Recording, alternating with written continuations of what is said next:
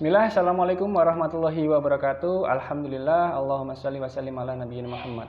Rekan-rekan, bapak-bapak, ibu-ibu yang dirahmati Allah Subhanahu wa taala, pada kesempatan video yang saya sebelumnya, saya sudah menjelaskan empat penyebab utama kita menderita sesak nafas. Nah, pada kali ini, kesempatan ini saya akan menjelaskan lebih mendalam terkait dengan penyakit gangguan lambung, atau yang sering disebut MAH. Nah, penyakit ini sering sekali hampir mayoritas pasien itu datang ke klinik pelayanan dokter umum, itu pasti gejalanya nggak jauh-jauh dari penyakit lambung atau MAH ini.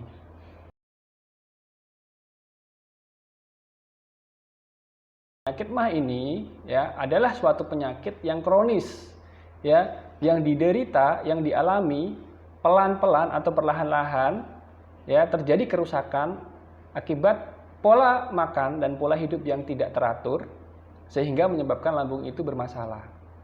Nah, jadi perlu diketahui bahwa penyakit MAH ini bukan penyakit yang langsung jadi, langsung sebab akibatnya langsung muncul, tidak. Tapi dia perlahan-lahan karena pola makan dan pola hidup kita yang kurang baik.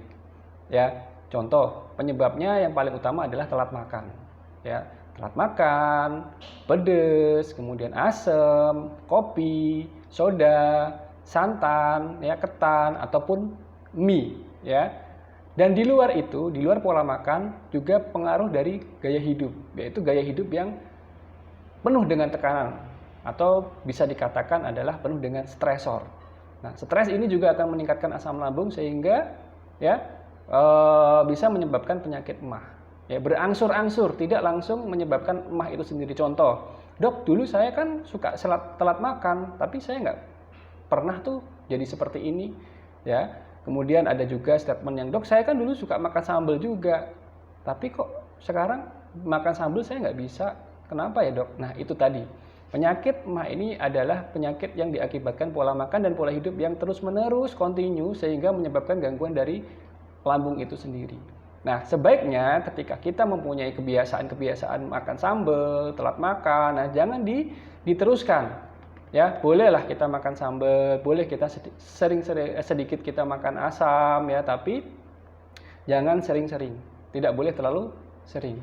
Nah, itu pertama adalah penyebab dari penyakit-penyakit MAH itu sendiri. Lalu buah-buahan gimana, dok? Nah, buah-buahan ini sifatnya adalah subjektif, terutama buah-buahan yang mengandung asam, atau bergetah. Contohnya misalkan mangga, Perlu diketahui bahwa mangga walaupun manis ini sifat dasarnya adalah asam,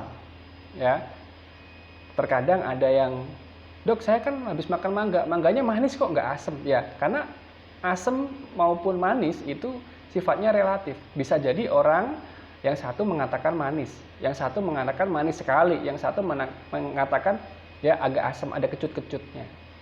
Nah, ini penyebab dari penyakit MAH itu sendiri.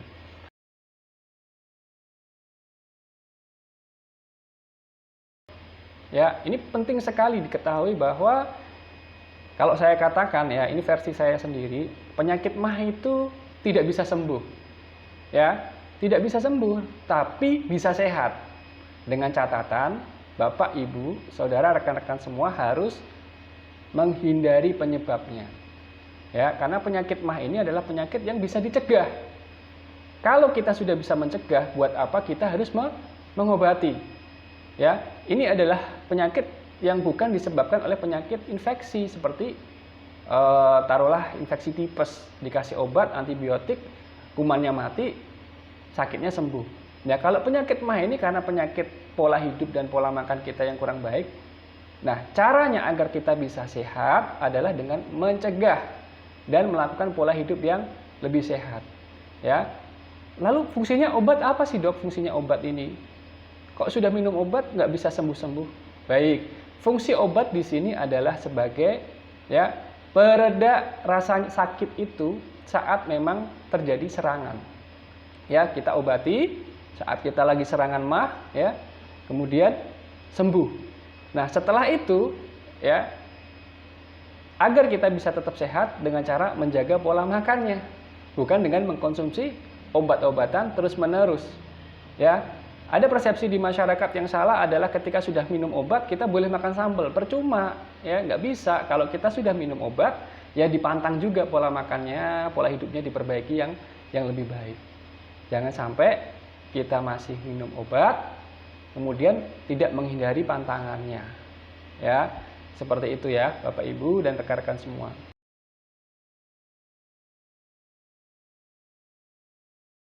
Gejala-gejala yang muncul dari penyakit MAH ini bervariasi, ya.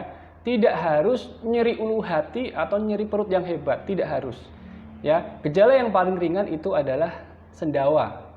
Ya, sendawa. Jadi kita suka nah, ya. Nah, itu adalah gejala yang paling ringan, ya. Kemudian gejala berikutnya yang bisa dirasakan itu sensasi penuh, ya. Sensasi penuh di rongga pernapasan. Rasanya penuh tadi. Kembali ke konten saya, video saya sebelumnya, bagaimana sesak nafas yang disebabkan oleh penyakit lambung, ya. Jadi sensasinya tuh penuh, di perut tuh penuh sampai akhirnya menekan otot pernafasan dan akhirnya dia agak ada sensasi sesak, ya. Kayak suka menghela nafas. Nah, itu sudah mulai gejala-gejala ringan dari penyakit MAH, ya.